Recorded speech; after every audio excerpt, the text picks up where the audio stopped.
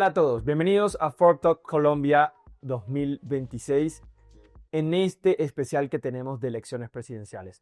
Yo soy José Caparroso, editor general de Forbes Colombia. Me acompaña Lina Vargas, quien es coeditora de finanzas. Y nos acompaña el candidato presidencial Roy Barreras, quien estará en la consulta Frente por la Vida. Roy, bienvenido a Forbes Talk Colombia. Muchas gracias, José, Lina, a los internautas y televidentes. Listo a contarles cómo vamos a resolver los problemas de Colombia a partir del 8 de marzo, que es cuando se decide el destino de este país. Roy, si llegaras a ser el presidente de los colombianos, ¿cuáles serían las 3 prioridades de su gobierno? Aumentar la productividad, porque sin ella no tenemos con qué pagar la deuda social y, por supuesto, sin crecimiento económico y confianza de los mercados, de la inversión, no resulta posible generar más recaudo. Lo segundo, sin duda, mantener la decisión de cerrar la brecha social. Un país con una herida social antigua y sin insistir en inclusión social no es un país que pueda caminar unido. Y la tercera es precisamente eso, unir a Colombia. No estamos condenados a los extremismos, al radicalismo, a una fractura del país que impediría que se reactive la economía, que impediría propósitos comunes de país. Unir a Colombia, ponerlo a producir, cerrar la herida social. Candidato, ¿cuál sería la relación de su gobierno con los empresarios y emprendedores colombianos? Es conocida, la gente sabe que yo soy un hombre liberal, socialdemócrata, he tenido siempre una relación de confianza con el empresariado colombiano. Si no hay un país ni una sociedad en el mundo que pueda crecer sin la iniciativa privada. Tuve la experiencia como presidente del Congreso en el primer año de este gobierno, que es un gobierno distinto, un gobierno que no había ocurrido nunca en Colombia, de poder convocar a todo el empresariado colombiano. Y trabajamos bien, trabajaremos bien. El empresariado colombiano sabe que es necesario cerrar la herida social, pero también sabe que solo respetando la iniciativa privada y articulando lo público y lo privado en todas las áreas, desde la agroindustria que necesita industriales, hasta la infraestructura que necesita empresarios de la construcción, empresarios viales, inversión extranjera que haga los puertos, los aeropuertos, los trenes. Por supuesto, se necesita siempre el concurso de la iniciativa privada, tanto Estado como sea necesario, pero tanto mercado como sea posible, es la tercera vía que siempre me ha acompañado. ¿Qué manejo le daría al déficit fiscal? Probablemente el reto más grande que va a enfrentar el próximo gobierno es el déficit fiscal, es un hueco enorme. He dicho que no se puede hacer lo justo, que es sanar la herida social al deben con deuda externa. Eso solo tiene una receta: mejorar la productividad, aumentar la confianza, generar inversión, desarrollar áreas que están completamente paralizadas o congeladas, la construcción, la minería, la oferta energética, la reactivación de la industria petrolera, sabiendo que la transición energética es eso, transición, y no puede hacerse abruptamente. Dije hace ya 3 años, si no saco el petróleo para garantizar energías limpias, nos quedamos sin petróleo y sin energías limpias. Reactivar la economía, calidad del gasto, hay un montón de gasto inútil, de funciones duplicadas en el aparato del Estado, pero eso no significa que el Estado abandone su responsabilidad de la equidad social. Repito, mejorar la productividad, pero no perder de vista que hay que sanar la herida social. ¿Qué acciones emprendería para mejorar la seguridad del país? Anuncié hace ya un par de meses mi política de seguridad total. Primero, no puede confiarse la vida de los colombianos a la decisión de las organizaciones criminales. Hoy, grandes porciones del territorio, por cuenta del exceso de ingenuidad, creo yo, de lo que fue la propuesta de paz total, lo que han hecho es crecer y han hecho de sus territorios unas zonas de impunidad. La gente está cansada de la extorsión, del secuestro, y eso solo se resuelve con el origen primordial del Estado, la fuerza legítima del Estado. Incluso, para ser generosos en el sometimiento a la justicia, y estoy hablando del sometimiento a la justicia ordinaria, se necesita un Estado fuerte que cumpla y haga cumplir los acuerdos. Es decir, un presidente que tenga la fuerza para recuperar el control, el orden y la seguridad en las ciudades, que es otro capítulo. No, ese es un tema largo, pero pongo solamente un ejemplo. Yo no hubiera comprado los aviones Gripen porque no me sirven para proteger de la extorsión, ni del asalto, ni del secuestro a nadie. Pero en cambio sí, cuidar las ciudades de Colombia con una nueva Fuerza Aérea Policial, que son drones inteligentes, con inteligencia artificial para identificar al delincuente, capturarlo en tiempo real.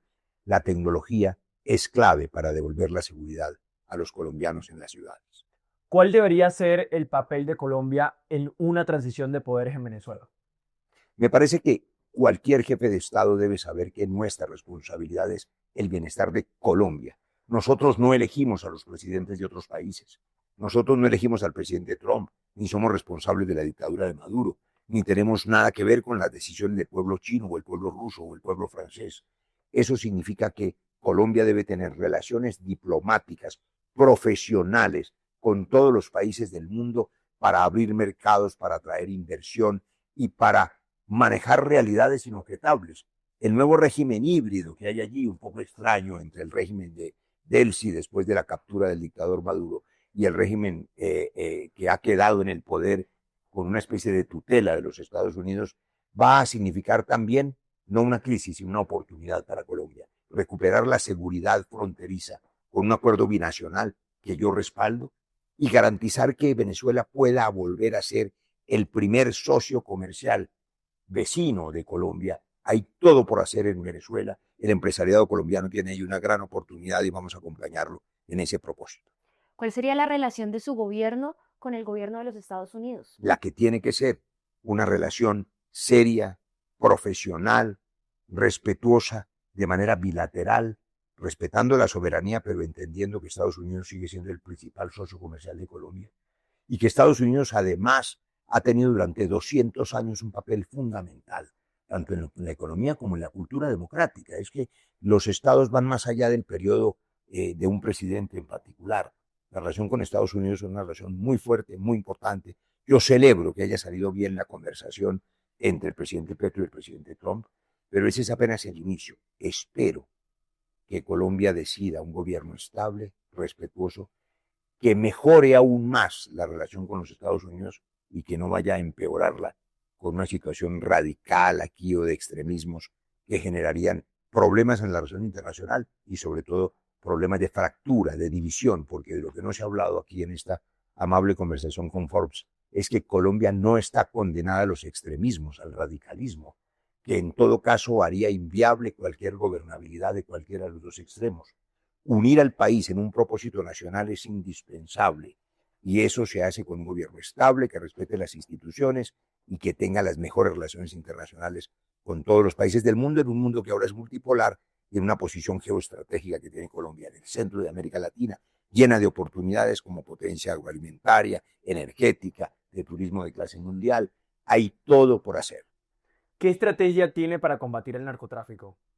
El narcotráfico es una maldición para Colombia que todo lo destruye. Sobre eso he escrito ensayos, libros, artículos. Y debo decir en una frase que siempre se queda corta. El narcotráfico lo generan los países consumidores. Ellos consumen, prohíben lo que consumen. Luego, con el dinero que generan las mafias por la prohibición, nos venden las armas con las que nos matamos y luego les salimos a deber. En eso yo soy completamente claro. Por supuesto que hay que construir alternativas globales para resolverlo, pero entre tanto hay que combatir a los ejércitos mafiosos que piensan que pueden matar para enriquecerse, con un elemento práctico que se los he planteado en los Estados Unidos. Nosotros podemos incluso comprar la cosecha de coca. La hoja de coca tiene 1000 funciones distintas, farmacéuticas, anestésicas, analgésicas, nutricionales, como abono. El campesino cocalero tiene que vender aquello de lo que come. Es una realidad social que hay que conocer. A las mafias, combatirlas. Al campesinado, darle la oportunidad de sustituir su cultivo o de comprarle lo que está sembrando. ¿Cuál es la propuesta para hacer un sistema de salud sostenible en Colombia? Está escrito, lo hice en el año 2016. Yo soy el autor de la ley estatutaria en salud allí. Hay que ser un experto, como en hacienda pública, como en defensa. Colombia necesita y merece un gabinete de expertos, no de aprendices, ni de showmans, ni de gente que en la vida ha conocido cómo funciona esta máquina del Estado. Hay que saber operar la máquina del Estado, articular el presidente con gobernadores, alcaldes, congreso, cortes, porque un país desarticulado no resulta ser funcional. Y resulta que uno de los primeros asuntos que hay que resolver es la crisis del sector salud y, por supuesto, establecer reglas de juego. Hay que aprobar una reforma a la salud consensuada y lo que hay que hacer técnicamente lo sé hacer. Hay que eliminar la integración vertical, poner auditorías a nivel de lo que hoy se llaman EPS, hay que poner auditorías en la base de las IPS, algunas son clínicas de garaje, hay que recuperar la calidad de los profesionales de la salud y del pago justo, recuperar la red pública hospitalaria, es decir, volver a decirle a los colombianos, alguien va a responder por tu salud. Pongo un ejemplo, los medicamentos. La mayoría de los colombianos con enfermedades crónicas, yo soy médico, hipertensión, diabetes, cada mes deben recibir su medicamento. ¿Por qué tienen que hacer colas eternas cuando podría llegarles a su casa? Hay que reformar el sistema de salud, recuperando un sistema mixto, público-privado, eficiente, con el sistema de aseguramiento, pero con la certeza de que el Estado solo tiene sentido si te protege la vida. Y eso es que no te maten y que no te dejen morir porque la cita se demoró 6 meses. ¿Qué propone para un sistema pensional y un régimen laboral que sean sostenibles? Las dos cosas, digamos que en ellas se avanzó en este gobierno, pero ambas son insuficientes. Primero, porque la reforma laboral pues recupera unas condiciones de horarios pagados en la noche, de dominicales que se habían perdido, con un salario mínimo vital, que yo creo que los empresarios han entendido que era necesario un salario digno, pero que implica unas exenciones tributarias, implica un impuesto a la renta diferencial en las MIPYMES, un alivio tributario para quienes tienen que pagar ese salario. Sin embargo, eso solo le sirve a quienes tienen contrato laboral con salario mínimo. Las mayores empresas de Colombia y las más grandes no pagan salario mínimo, pagan más. Y hay otras, el 52-54% de los colombianos son personas que están trabajos de cuenta propia, independientes, informales, a quienes esa reforma no les resulta suficiente. La seguridad social tiene que cubrir a la población colombiana y allí hay que hacer un esfuerzo enorme. Por supuesto, el pilar semicontributivo hay de hacerlo, pero hay que financiarlo. Yo vuelvo a mi ejemplo inicial. ¿Cómo vas a subsidiar a los adultos mayores que merecen ese subsidio pensional si no reactivas la economía? ¿Con qué vas a pagar? Con deuda externa, pagando al 13% de intereses en los test que nunca se habían pagado. Recuperar la confianza en los mercados y garantizar que podamos tener una relación económica que genere en los mercados y en los inversionistas confianza es una prioridad absoluta para tener con qué pagar la seguridad social de los colombianos. ¿Cuál es la propuesta para reducir la informalidad? Solamente se puede reducir informalidad generando más actividad económica, reactivando la economía. Las apuestas agroindustriales, la apuesta minera, pongo un ejemplo. Colombia tiene cobre y níquel con reservas similares a las del Perú, casi iguales a las de Chile, pero solo estamos explorando el 2% y explotando el 0.1%. Nosotros tenemos que sacar la riqueza de la tierra, tenemos que formalizar el oro, tenemos que garantizar que no dependamos del gas importado cuando tenemos gas aquí. Tenemos que estimular la infraestructura de puertos, aeropuertos, trenes, y eso se hace con concesiones. Tenemos que construir 1 millón de viviendas en 4 años, entre otras cosas aprovechando los 14.000 millones de dólares que 10 millones de colombianos giran al año en remesas, pero que de manera, digamos, dispersa, sin un Estado que acompañe esos ingresos, garantizando una política de vivienda, el Fondo Nacional del Ahorro y un banco de vivienda. La salud, 102 billones al año en un banco de la salud que pueda retroalimentar el sistema. Hay que titularizar la deuda. Todas estas medidas implican, al reactivar la economía, generar más empleo que puede ser formalizado. No hay ninguna receta distinta contra la informalidad que el crecimiento económico. Y no hay manera de que haya crecimiento económico sin confianza. Los extremistas radicales espantan la inversión. Unir el país es indispensable. ¿Qué propone para el financiamiento de la educación y en un gobierno suyo, qué rol tendría el ICETEX? Estoy claro. Yo fui beneficiado del ICETEX y me formé en la educación pública en la Universidad Nacional. La educación como la salud son unas responsabilidades indelegables del Estado, pero eso no quiere decir que si una familia quiere que su hijo estudie en una universidad privada o estudie en el exterior, si puede hacer el esfuerzo, se le niegue el crédito. El crédito es voluntario. Claro que voy a recuperar la función del ICETEX. Significa eso no solamente que la universidad pública gratuita debe mantenerse, sino que hay que transformar la educación para el trabajo. Muchos de los jóvenes hoy, a pesar de la matrícula cero en el que se ha hecho un gran avance, están desertando de la universidad, incluso de la universidad secundaria, porque lo que les estamos enseñando no les está sirviendo para trabajar.